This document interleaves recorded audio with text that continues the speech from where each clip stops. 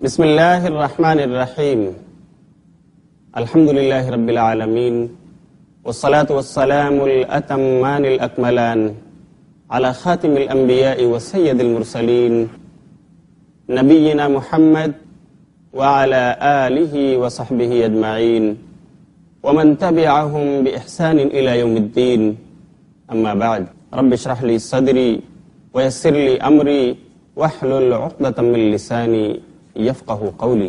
معزز ناظرین کرام، اپنا حساب کر لو۔ اس سیریز میں آج آپ سب کا استقبال ہے۔ السلام علیکم ورحمۃ اللہ وبرکاتہ۔ اس پروگرام کے ذریعے ہم آپ کو ان گناہوں کی بابت معلومات دے رہے ہیں جو اللہ اور اس کے رسول کی نظر میں گناہ کبیرہ ہیں، یعنی جو اگر کسی انسان سے سرزد ہو جائیں تو یہ گناہ اس وقت تک معاف نہیں کیے جا سکتے جب تک انسان شرمندہ ہو کر اللہ سے گڑ گڑا کر سچی توبہ نہ کر لے۔ آج کی اس نشست میں ہم اسی سلسلے کی ایک نئی کڑی لے کر حاضر ہوئے ہیں، اور وہ ہے چوری کرنا۔ یہ بھی گناہ کبیرہ ہے۔ ناظرین کرام، چوری ہمارے سماج میں پنپ رہی ہے اور ایک سماجی بیماری بن چکی ہے۔ ایک زمانہ تھا کہ دور جاہلیت میں لوگ قافلوں پر حملہ آور ہو کر کے آبادیات میں جا کر افراد کے گھروں پر حملہ آور ہو کر اور وہاں چوری اور ڈکیتی کیا کرتے تھے۔ یہ چیز آج ہمارے ملک ہندوستان بلکہ ایشیا کے کثیر ممالک میں اس کی شرح بڑھتی ہوئی نظر آ رہی ہے۔ اللہ رب العالمین نے اس پر پابندی لگاتے ہوئے قرآن میں اس کو گناہ کبیرہ کے ساتھ ذکر فرمایا ہے۔ چنانچہ قرآن مجید سورہ ممتحنہ سورۃ نمبر 60 اور آیت نمبر 12 میں ارشاد فرماتا ہے، اے نبی، جب مومنہ عورتیں آپ کے پاس آئیں بیعت کرنے کے لیے علی اللہ یشرکن باللہ شیئا، اس بات کی کہ وہ اللہ کے ساتھ کسی کو شریک نہ کریں گی، ولا یسرقن، اور اس بات کی بیعت کہ وہ چوری نہ کریں گی، ولا یزنین، اور اس بات کی بیعت کہ وہ زناکاری اور بدکاری نہ کریں گی، ولا یقتلن اولادہن، اور اس بات کی بیعت کہ وہ اپنے بچوں کو قتل نہ کریں گی، ولا یأتین ببہتان یفترینہ بین ایدیہن وارجلہن، اور اس بات کی بیعت کہ وہ اپنے سامنے کوئی بہتان تراش کرنا لائیں گی، ولا یعصینک فی معروف، اور اس بات کی بیعت کہ وہ بھلے کام میں آپ کی نافرمانی نہیں کریں گی، فبایعہن، تو اے نبی آپ ان مومنہ عورتوں سے بیعت لے لیجئے، واستغفر لہن اللہ، اور اللہ سے ان کے لیے بخشش کی دعا بھی کیجئے، ان کے لیے استغفار کیجئے۔ ناظرین کرام، آپ اندازہ کیجئے، اللہ نے چوری کا تذکرہ ایک ایسی آیت میں کیا جس میں سب سے پہلے شرک کا تذکرہ ہے، جو صرف بڑا گناہ نہیں، اکبر الکبائر ہے، سب سے بڑا گناہ۔ اسی طرح اللہ نے چوری کا تذکرہ زنا کے ساتھ کیا، جو گناہ کبیرہ ہے، جس کی بابت میں آپ کو پچھلے ایپیسوڈ میں بتا چکا ہوں۔ اسی طرح اللہ نے چوری کا تذکرہ قتل کے ساتھ کیا ہے، یہ بھی گناہ کبیرہ ہے۔ چوری کا تذکرہ اللہ نے بہتان تراشی کے ساتھ کیا ہے، جو گناہ کبیرہ ہے۔ چوری کا تذکرہ اللہ نے اس آیت میں عصیان، اللہ اور اس کے رسول کی نافرمانی کے ساتھ کیا ہے، جو گناہ کبیرہ ہے۔ یہی وجہ ہے کہ اللہ رب العالمین نے چوری کرنے والے کے لیے اس دنیا میں بھی حد نافذ کرنے کی وعید سنائی ہے۔ چنانچہ اللہ سورہ مائدہ سورہ نمبر 5 اور آیت نمبر 38 میں ارشاد فرماتا ہے کہ جو لوگ چوری کریں ان کے ہاتھ کاٹ دو۔ والسارق والسارقۃ فاقطعوا ایدیہما جزاء بما کسبا، چوری کرنے والا مرد، چوری کرنے والی عورت، ان میں سے ہر ایک کے ہاتھ کاٹ دو، جزاء بما کسبا، ان کے کرتوت کے بدلے جو کچھ انہوں نے کیا ہے، یعنی جو چوری انہوں نے کی ہے۔ دنیا ہی میں چوروں کے لیے اللہ نے حد نافذ کی۔ آپ اندازہ کر سکتے ہیں کہ چوری کس قدر عظیم گناہ ہے۔ لیکن یہاں پر ایک سوال پیدا ہوتا ہے کہ چور کتنی چوری کر لے تو اس کا ہاتھ کاٹا جائے گا، کتنی قیمت کی چوری کر لے تب اس کے ہاتھ کو کاٹا جائے گا؟ کیا وہ انڈا چوری کر لے تو اس کا ہاتھ کاٹ دیا جائے؟ وہ بیل چوری کر لے تو اس کا ہاتھ کاٹ دیا جائے، وہ چپل اور شوز چوری کر لے تو اس کے ہاتھ کاٹ دیے جائیں، کتنی چوری وہ کرے تو اس کا ہاتھ کاٹا جائے گا؟ یہ ایک سوال ہے جو آپ ناظرین کے ذہن میں بھی آ رہا ہوگا۔ جی ہاں، شریعت نے اس کے لیے بھی اصول بتائے ہیں، نظام بتایا ہے، قانون بتائے ہیں کہ چور اگر 1/4 دینار کے برابر چوری کرتا ہے، یعنی 1 دینار کا 1/4 حصہ، جو اس زمانے میں 3 درہم کے برابر ہوتا تھا۔ عربوں میں 1 دینار نبی صلی اللہ علیہ وسلم کے زمانے میں 12 درہم کا ہوا کرتا تھا، تو اس طرح 1 دینار کی 1/4 3 درہم ہوئی۔ اگر کوئی چور 3 درہم کی چوری کرے یا اس سے زیادہ کی، 3 درہم کے مالیت اور قیمت کے سامان کی چوری کرے یا اس سے زیادہ کے قیمت کے سامان کی چوری کرے، تب اس کا ہاتھ کاٹا جائے گا، اس سے کم پر نہیں۔ اس کے عملی نمونے نبی صلی اللہ علیہ وسلم کی زندگی میں موجود ہیں۔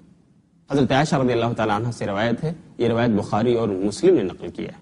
وہ کہتی ہیں کہ اللہ کے رسول صلی اللہ علیہ وسلم نے فرمایا، لا تقطع ید السارق الا بربع دینار فصاعدا، کہ کسی چور کا ہاتھ اس وقت تک نہیں کاٹا جائے گا جب تک وہ 1/4 دینار کے برابر چوری نہ کر لے یا اس سے زیادہ کی۔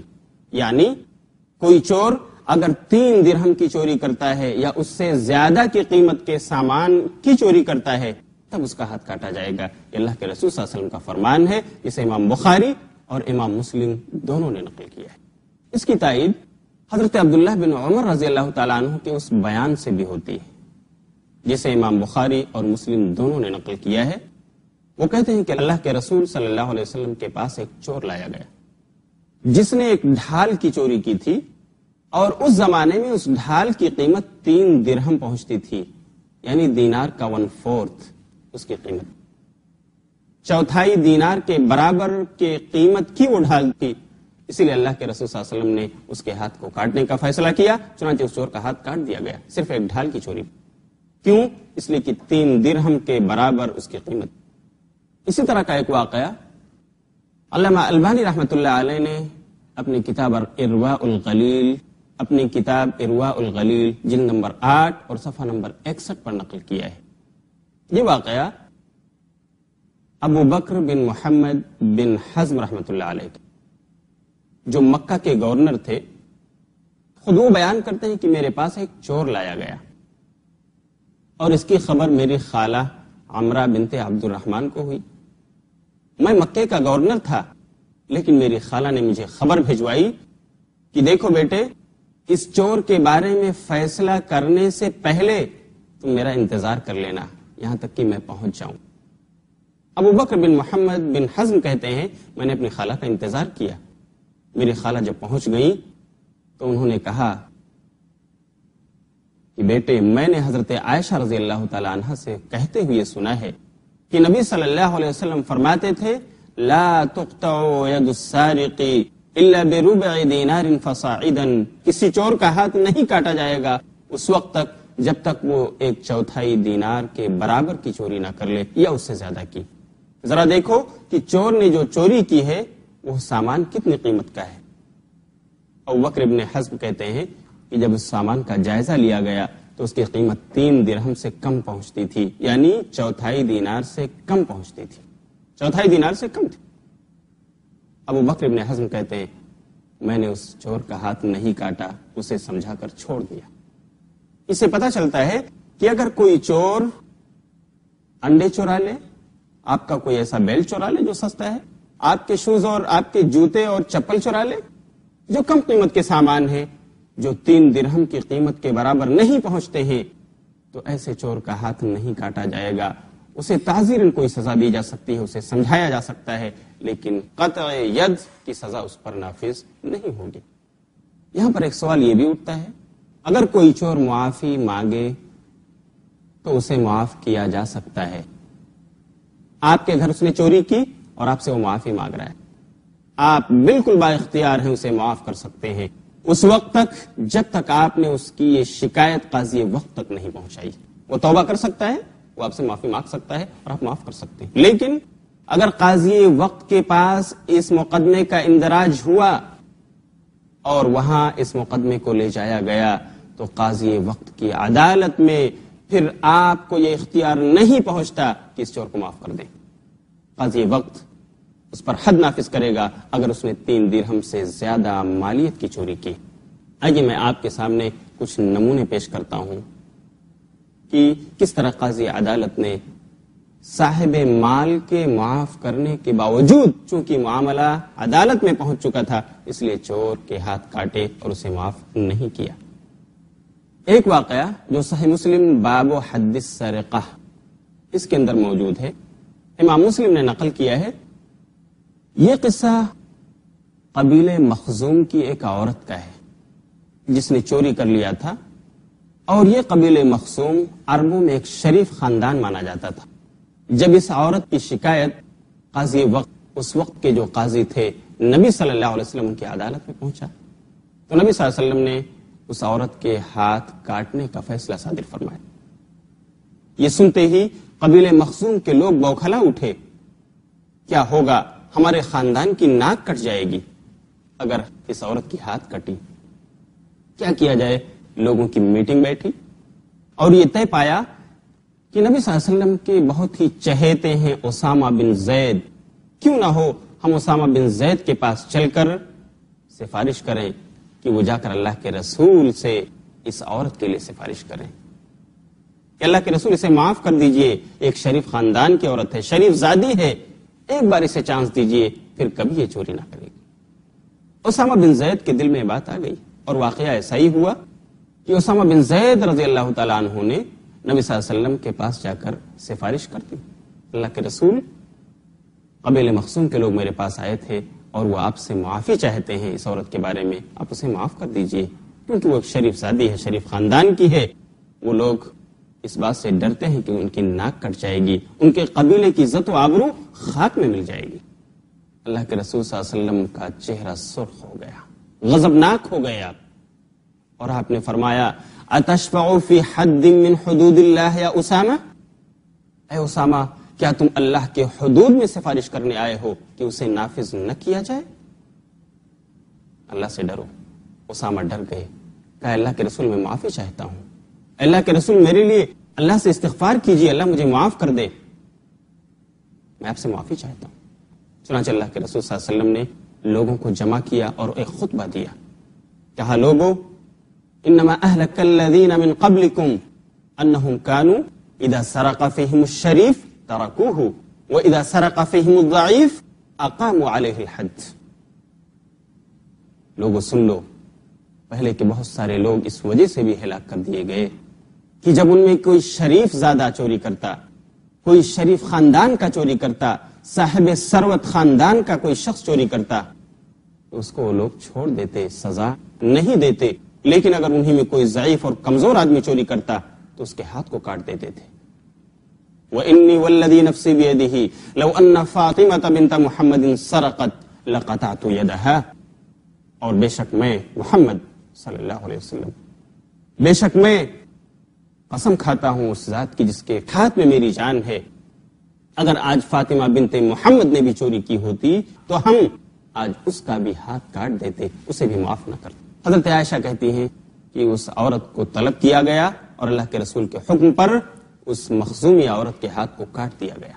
پھر اس عورت نے اپنی اصلاح کر لی. عائشہ کہتی ہیں کہ اس نے شادی بھی کی اور اپنے شوہر کے ساتھ ازدواجی زندگی بسر کرنے لگی اور ایک اچھی عورت بن گئی. وہ کبھی کبھی میرے پاس آتی تھی اور میں اس کی ضروریات کو اللہ کے رسول کے پاس رکھتی تھی، اس کے مسائل کو رکھتی تھی، اللہ کے رسول سے سولوشن بتاتے اور اس کے معاملات کو حل کرتے تھے. تو میرے دوستو، اگر کوئی معاملہ قاضی کی عدالت تک پہنچ جاتا ہے تو وہاں ہم میں سے کسی کو معاف کرنے کا حق نہیں ہے کہ اب چور کو معاف کر دیا جائے. قاضی بالکل معاف نہیں کر سکتا، اسے یہ اختیار ہی نہیں، وہ نافذ کر کے رہے. ایک دوسرا واقعہ صفوان بن امیہ رضی اللہ تعالیٰ عنہ کا ہے جو صاحب مشکات نے باب قطع السرقہ میں نقل کیا ہے. علامہ البانی نے جنہوں نے مشکات پر تعلیق لکھی ہے انہوں نے اس حدیث کو صحیح قرار دیا. واقعہ یہ ہے کہ صفوان بن امیہ رضی اللہ تعالیٰ عنہ ایک بار مدینہ آئے اور ایک جگہ جا کر اپنی چادر کو تکیہ بنا کر سو گئے. نیند آ گئی. ایک چور آیا اور اس نے ان کو سوتا ہوا پا کر موقع کو غنیمت سمجھا اور چادر کو ان کے سر کے نیچے سے گھسیٹا اور نکال کر لے بھگا۔ اتنے میں صفوان بن امیہ رضی اللہ تعالیٰ عنہ کی نیند کھل گئی۔ انہوں نے اس چور کا پیچھا کیا یہاں تک کہ اسے پکڑ لیا اور لے کر اللہ کے رسول صلی اللہ علیہ وسلم کے پاس پہنچ گئے۔ کہا اللہ کے رسول، میں سویا ہوا تھا، چادر کو میں نے اپنا تکیہ بنا رکھا تھا، یہ انسان آیا اور اس نے چوری کی، میرے چادر کو لے بھاگا، میری چادر اس نے چوری کر لی، میں نے اس کو پکڑا آپ کے پاس لے کر آیا ہوں۔ اللہ کے رسول نے دیکھا تو چادر قیمتی تھی، 3 درہم سے زیادہ کی قیمت تھی اس کی۔ آپ نے کہا اس کا ہاتھ کاٹا جائے گا۔ صفوان بن امیہ چونک پڑے، اللہ کے رسول، میں اس آدمی کو آپ کے پاس اس لیے نہیں لے کر آیا ہوں کہ آپ اس کا ہاتھ کٹوا دیجئے، بلکہ میں تو اس لیے لایا ہوں کہ آپ اسے سمجھا دیجئے، نصیحت کر دیجئے، ممکن ہے اس کو نصیحت سمجھ میں آ جائے۔ نبی صلی اللہ علیہ وسلم مسکرائے اور کہا، صفوان، اگر تمہیں یہی کرنا تھا، معاف کرنا تھا، تو یہاں لے کر کیوں آئے ہو؟ صفوان کہتے ہیں میں نے یہاں تک کہا، اے اللہ کے رسول، میں اپنی یہ چادر اس آدمی کو تحفے میں دے رہا ہوں، میں اس کو صدقے میں دے رہا ہوں، یہ چادر آپ اسے چھوڑ دیجئے، اس کا ہاتھ مت کاٹیے۔ اللہ کے رسول نے کہا، نہیں، میں قاضی ہوں، میں وقت کا جج ہوں، میری عدالت میں یہ مقدمہ پہنچ چکا ہے اور میرے لیے اس کے علاوہ کوئی چارہ نہیں کہ میں اس کا ہاتھ کاٹ دوں۔ چنانچہ اس کا ہاتھ کاٹ دیا گیا۔ ناظرین کرام، آپ اندازہ کیجئے کہ چوری کتنا بڑا جرم ہے جس کے لیے شریعت نے اس دنیا میں بھی سزا مقرر کر دی ہے کہ چور کو معاف نہیں کیا جا سکتا۔ اگر عدالت میں اس کا کیس پہنچ گیا، اس کی شکایت پہنچ گئی، تو قاضی وقت معاف نہیں کر سکتا، اس کے ہاتھ کو کاٹا جائے گا اگر 3 درہم سے زیادہ مالیت کی چوری۔ اللہ رب العالمین ہر قسم کے گناہ کو معاف کرنے والا ہے۔ آپ سوچ رہے ہوں گے کہ اگر چور نے چوری کی اور وہ توبہ کر لے، اللہ سے گڑ گڑا کر معافی مانگ لے، کسی کو پتہ بھی نہیں چلا کہ اس نے چوری کی، پکڑا بھی نہیں گیا وہ، تو کیا اللہ اس کو معاف کر سکتا ہے یا نہیں؟ جی ہاں، آپ کا یہ سوچنا بجا ہے، لیکن چور کی توبہ اس وقت تک اس کو فائدہ نہیں پہنچا سکتی جب تک وہ چوری کیے ہوئے مال کو اس کے صاحب کے پاس، چوری کیے ہوئے مال کو اس آدمی کے پاس نہ لوٹا دے جہاں سے اس نے چوری کی تھی۔ یعنی جب تک چوری کیا ہوا مال وہ چور صاحب مال کو نہ لوٹا دے یا اس کے پاس جا کر اپنی معافی تلافی نہ کرا لے، جب تک اللہ رب العالمین اس کی توبہ قبول نہیں کر سکتا۔ اس لیے اگر چور کو چوری سے توبہ کرنا ہے تو اس کے لیے ضروری ہے کہ چوری کیا ہوا مال اس آدمی تک پہنچا دے جس کا وہ ہے، یا جا کر اس سے معافی تلافی کرا لے کہ آپ آ جانا، مجھے معاف کر دیجئے، میں نے چوری کی۔ اگر وہ آدمی معاف کر دیتا ہے تو پھر اللہ بھی اس چور کو معاف۔ یہ ہے چوری کی سزا اسلام میں، لیکن اسی سے ملتا جلتا ایک اور گناہ ہے جسے ڈکیتی کہا جاتا ہے۔ ڈکیتی کسے کہتے ہیں؟ ڈکیتی ایک گناہ کبیرہ ہے، اور ڈکیتی یہ ہے کہ انسان بس زور و زبردستی سے کسی کا مال اپنے قبضے میں کر لے۔ ڈکیتی یہ ہے کہ انسان زور اور زبردستی سے کسی کا مال اپنے قبضے میں کر لے۔ اللہ رب العالمین نے ڈکیتی کو چوری سے بھی بڑا جرم گردانا ہے، اور چوری سے بھی بڑی سزا اس کے لیے مقرر فرمائی ہے۔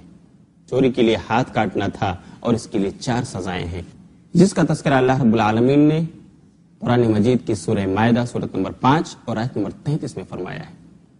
ایک لمبی آیت اللہ فرماتا ہے کہ وہ لوگ جو اللہ اور اس کے رسول سے جھگڑتے ہیں، وَيَسْعَوْنَ فِي الْأَرْضِ فَسَادًا، اور زمین میں فساد مچاتے ہیں، ان کا بدلہ یہ ہے، ان کی سزا یہ ہے، ان یقتلوا، کہ انہیں قتل کر دیا جائے، او یصلبوا، یا انہیں سولی پر لٹکا دیا جائے، او تقطع ایدیہم وارجلہم من خلاف، یا ان کے ہاتھ اور پاؤں مخالف سمت سے کاٹ دیے جائیں، او ینفوا من الارض، یا پھر ان کو ملک بدر کر دیا جائے، شہر بدر کر دیا جائے، ان کو جلا وطن کر دیا جائے۔